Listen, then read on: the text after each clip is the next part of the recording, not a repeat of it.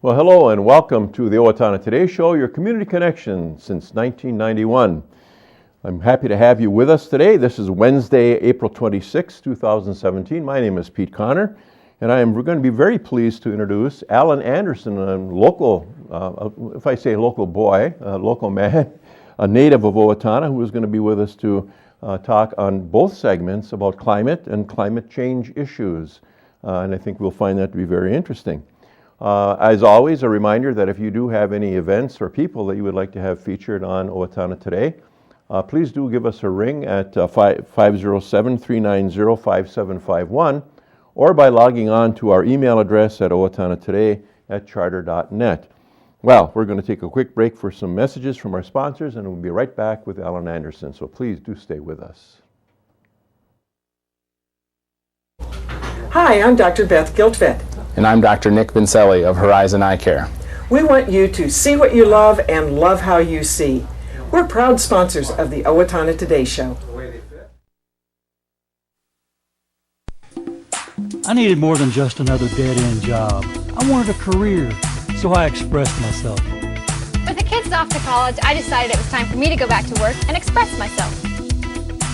Express got me in touch with some really great companies. Now I'm on my way to a great career. Express Employment Professionals is in contact with thousands of companies in need of quality employees. Come in now and get the job you deserve. Express yourself today.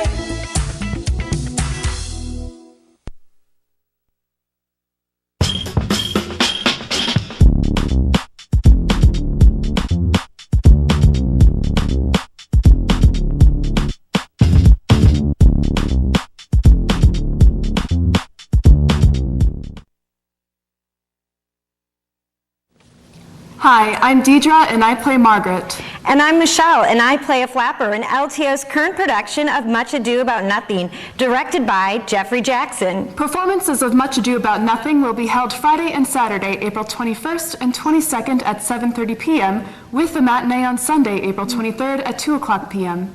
And again the following Friday and Saturday, April the 28th and April the 29th at 7:30, with another matinee on Sunday, April the 30th at 2 p.m. Tickets are available at the LTO box office by calling 451-0764 or online at littletheaterofowatonna.org. Don't miss LTO's production of Much Ado About Nothing. Welcome back to the Owatonna Today Show, your community connection, and welcome, Alan Anderson. Welcome home. Glad to be here. Nice to have you here. I saw Alan's bio over the weekend, and when I saw it that he was from Owatonna, I had to make a phone call. So I made a phone call, and Alan and I had a very nice chat about what we're going to be talking about today. But I would rather have him tell you about about Owatonna and your background. So give us a thumbnail as to your profile of Owatonna. Happy to do that. Well, I was privileged to be born and raised here. And it was a great place to grow up. My folks were Dr. Frank and Sophie Anderson, and had a great time, got a great education at our public schools, and went on to Gustavus, and then transferred to Oregon State to get a degree in wildlife management. Found out there was no jobs to be had in that field with my nice degree, so I then ended up owning a bookstore with my brother-in-law up in St. Cloud, Minnesota, and we did that for maybe 5 years. And then during that time, I was a volunteer scoutmaster. And after 5 years in the business, we decided to sell the bookstore, and the local scout council that had gotten to know me came and offered me a job, and I thought I'd try that for a little while, and that was the next 35 years. How often that happens when we have someone say, a part-time job is just going to be for a few weeks or whatever, and it ends up to be a lifetime endeavor. Right. Yeah. So when you were did you become the scout executive for that council then? So when I joined the scouting profession, I was in Little Falls initially, and then to St. Cloud, and then promoted out to Denver, and then promoted back to St. Paul, and then I was the executive director of a council down in Rockford, Illinois for 8 years. Wow. And then was promoted up to being the area director for the 5 states, Minnesota and the 4 states around it. And I did that for the last 8 years of my career, and a lot of windshield time. I'll bet. But it was a great career. Yeah. I enjoyed it tremendously, but was able to retire a couple of years ago, and I'm enjoying that very much also. Sure, but not fully retired, obviously, because you have interest in things, in current events and the like. And your background, I would guess, if we're going to talk, and we will now start talking about our climate, our global climate, but your education, certainly, and to a certain degree, I would guess your work with Scouting, because Scouting has, the obvious involvement with nature. Yeah, with environmental ethic. Exactly, Yeah. exactly. And so, sometimes backgrounds come, differently. Influence comes differently. You bet. Not necessarily a scientist in the classical sense, but nonetheless, you are. Yeah, from my education in wildlife management, of course, we learned a lot about natural systems. Had to take a lot of courses in environmental issues. And of course, as a Boy Scout, you learn to leave the campsite better than you found it. Right. And by extension, we should be all concerned about leaving the world better than we found it for our own kids and future generations. Excellent. So that, since the full retirement of being a Scout executive, area director, now involved with the group of people who are lobbying for higher interest, maybe. I don't know what else you would say, but to try to get people to start thinking maybe more critically about what's happening to our climate, our global climate. You bet. It's really it's a very challenging subject because it seems distant, and we don't see it on our doorstep unless maybe you live in Florida, where they are seeing it on their doorstep now. But it's really an unprecedented challenge. Some of the things that, along the way, I took a course from MIT online about the science of climate change, and that was very interesting and into all the details and the science and the physics of how greenhouse gases capture outgoing radiation. And essentially, as we add more greenhouse gases, and in particular carbon dioxide, more of the infrared radiation that's being radiated by the Earth is captured in that blanket that we call the greenhouse effect. And of course, that's a good thing, because without the greenhouse gases, the Earth would be a frozen rock. But it's the capture of the greenhouse gases that really make it a livable planet. And there's been tremendous energy balance so that we've had a very stable climate for millennia. But now, as we have started burning fossil fuels, particularly coal, oil, and natural gas, we're adding now to that blanket. And as you would expect, it's capturing more outgoing radiation, and the energy balance is now a little off, and we're starting to warm up really past where we've been in. Scientists now believe we probably haven't been as warm as we are right now for almost over 1 million years. And we're warming rapidly. Right. And of course, our entire civilization and all of our history and our agriculture has all been developed just in the last 10,000 years in a very stable climate.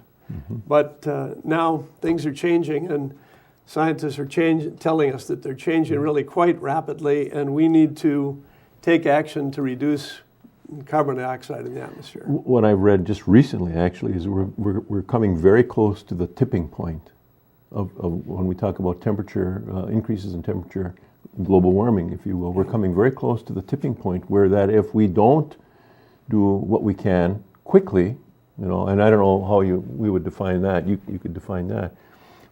It will be irreversible. One of the most sobering things that you learn as you actually study the science is at whatever new level of warm temperature we level off at, we'll probably be there for 1 million years, or at least 1,000 years. And so as we warm the atmosphere, that's especially warming the oceans. And that's the part that makes it particularly irreversible. The carbon dioxide stays in the atmosphere for centuries, and the oceans take a long time to warm up, but then they take a long time to cool off. Sure.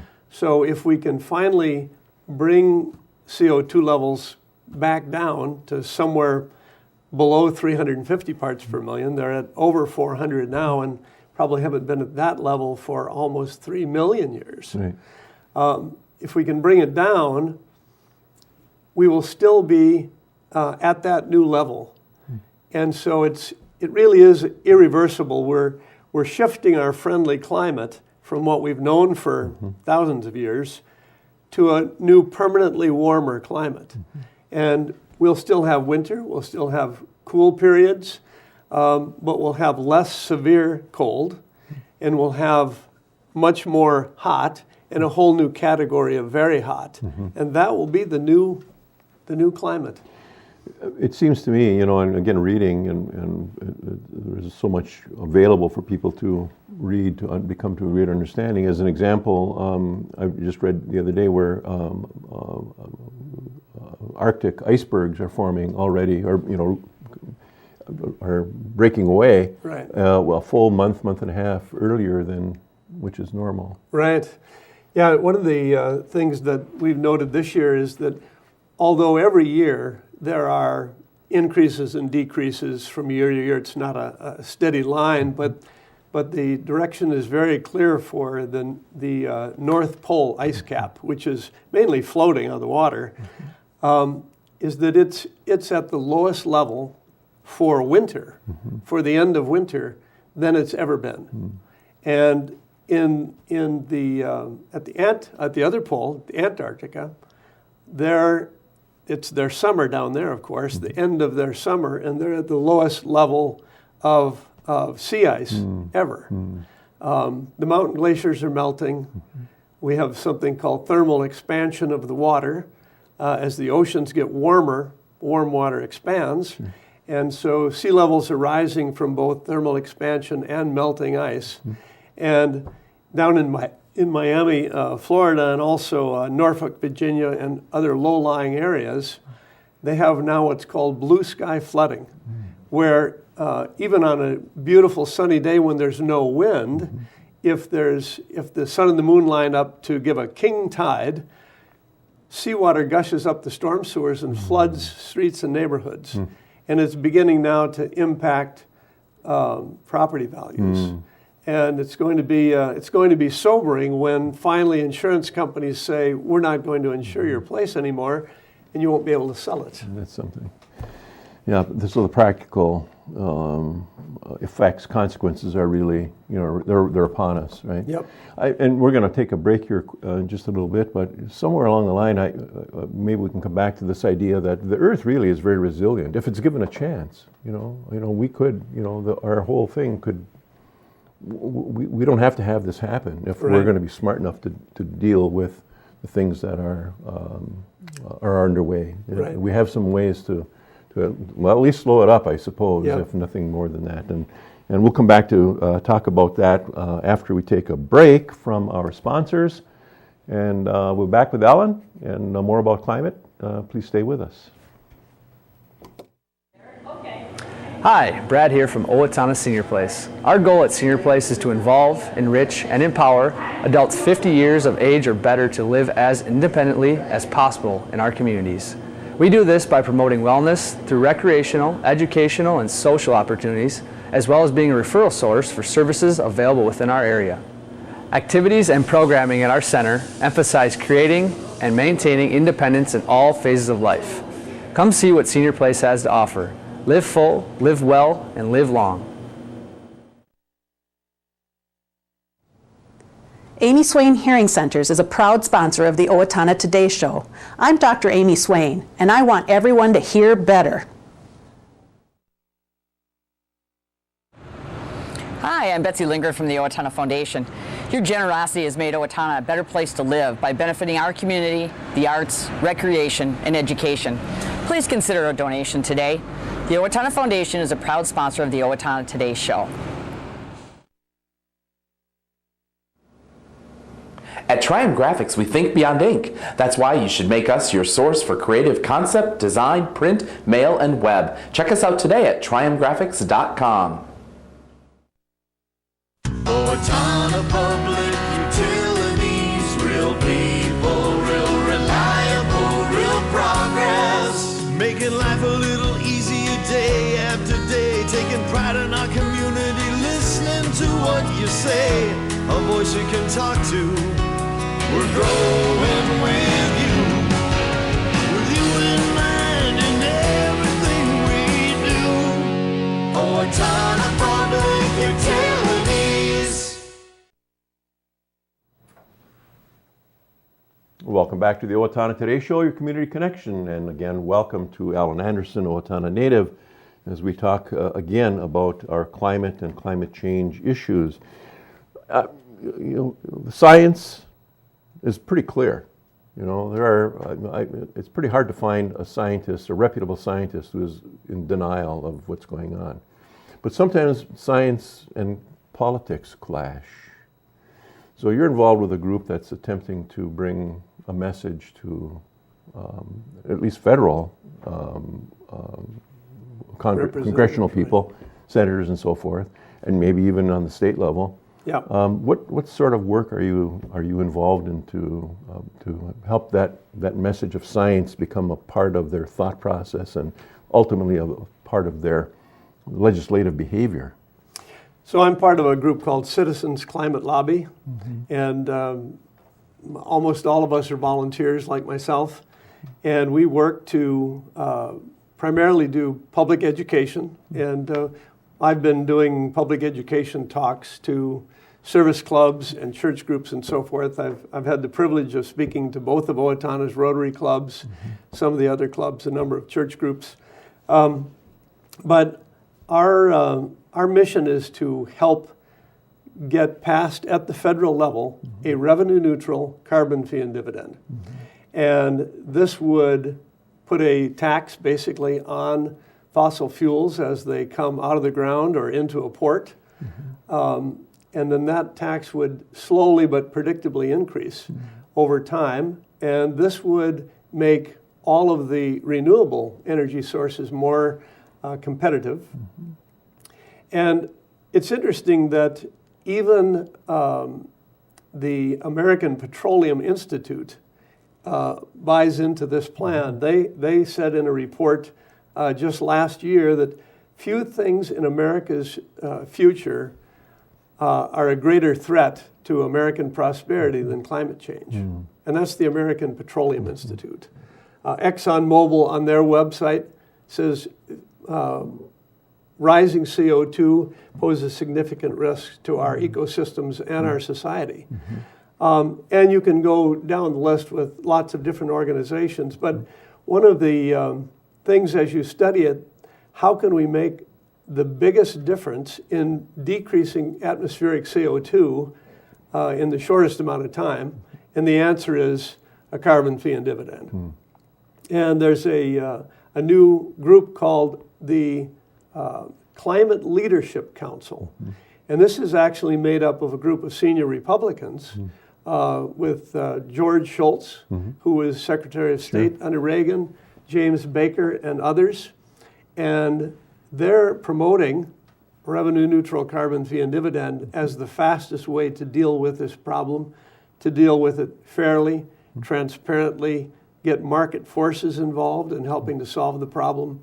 And more conservative economists are saying this is what needs to be done. And some folks would say, well, why would oil companies, for example, be calling for such a thing, a tax on their product? And the answer is they understand the science and they have grandkids too.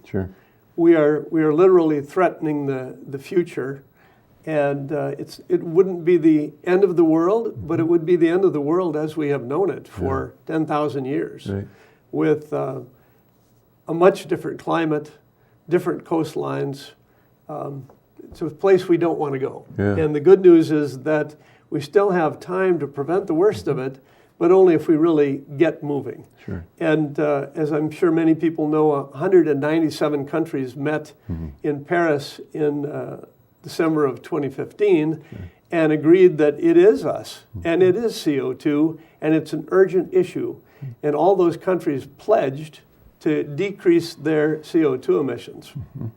And that is the largest number of countries that have ever agreed on anything, because that's how clear the science is. Sure. All of their national academies of science and their top science advisors say the science is clear. And of course then you hear voices that are saying, well, it's not as bad as all that, and these people are alarmists. Right. But that group is actually a tiny group of scientists, and it's well documented that many of them are actually funded by a group called the Heartland Institute. And the Heartland Institute has been in kind of the science denial business for a long time. If you go all the way back to the tobacco wars, the Heartland Institute, working with tobacco companies, hired scientists to deny that smoking causes lung cancer. And then it was acid rain, same thing. And then it was the ozone hole, same thing. And now we're at climate change issue, and the Heartland Institute is hiring a handful of scientists to make the case that this is not a big problem. But they're completely out of step with the scientists of the world. Heartland Institute brings to mind ALEC, the group that also writes legislation, for political groups locally, in the state of Minnesota as an example, to get a broad brush of support for something. And I wonder if they're not also involved in these kinds of things. They are. Yeah. They are, and not for the good of the people, unfortunately. Right. And I think that's the key point, don't you? Is that we're really going to talk about earth and sky and water and air as we talk about the planet, but it's really about us. It's about humanity. Right. The impact is going to be felt by flesh and blood. All of us, and our successors, if you will, our children, our grandchildren, going forward. The adaptation that they will have to, if something doesn't happen. How will they live? What's it going to be like? Right. The pushback then, as it pertains to political, the political piece, because obviously it always comes to somebody's law or somebody's statute, what have you. Where are the politicians, given your work with the lobbying group, where are your politicians finding themselves to be based upon fact versus opinion? One of the frustrating things is that there have been some politicians who have said almost as a mantra, well, I am not a scientist. And of course our response to that is, we know you're not a scientist. That's why the government had the good sense to have scientific institutions, NOAA and NASA and the EPA and the National Academy of Science. They are the professional scientists, and their job is to advise you. And unfortunately, the congressmen are not listening to their science advisors because they don't like the message. But we should be listening to the scientists. I think it was Patrick Henry who said during the Revolution that he would rather know the truth and know the worst of it, so that he can take action instead of not knowing. Right. And we can deny until everything just stops, and then of course it'll come home. We probably shouldn't have done that. Right. But we can already say that we probably shouldn't be doing that. Right. Yeah. It's you mentioned earlier about going too far and the irreversibility of the problem, and scientists are telling us that we should really make every effort to keep global average temperatures at less than just 1.5 degrees centigrade increase over those historic 10,000 years of a very stable climate. That doesn't sound like much here in Minnesota, but in fact just 1 degree centigrade, which is what we've already increased, so 2/3 of the way to the line, if you will, tells us that we're moving way too fast and we've got to put on the brakes or we jeopardize really all future generations. We have just a little bit of time remaining. What do people like me do? You know, what does Leanne do? How do folks in the neighborhoods become involved in inciting greater interest on behalf of the people who are making these decisions?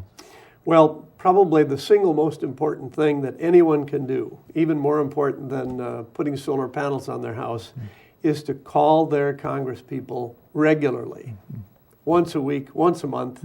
Call them and say, I'm very concerned about climate change and I'm looking to you to be a statesman and do what's best for the future instead of what's best for the next election. Yeah. And I think to that last point, that's exactly the way that it is, isn't it? It's always to the next election. Well, I would think we could probably do this for another half an hour, whatever the case is. But for now, thank you. The invite is open for another session here.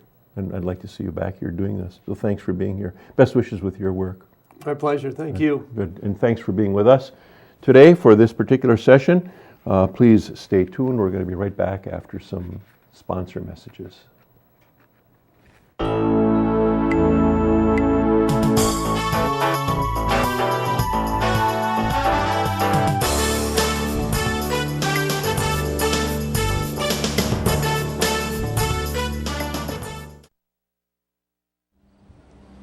Hi, my name is Dave Efforts with TPS Insurance. We're here to handle all your insurance needs.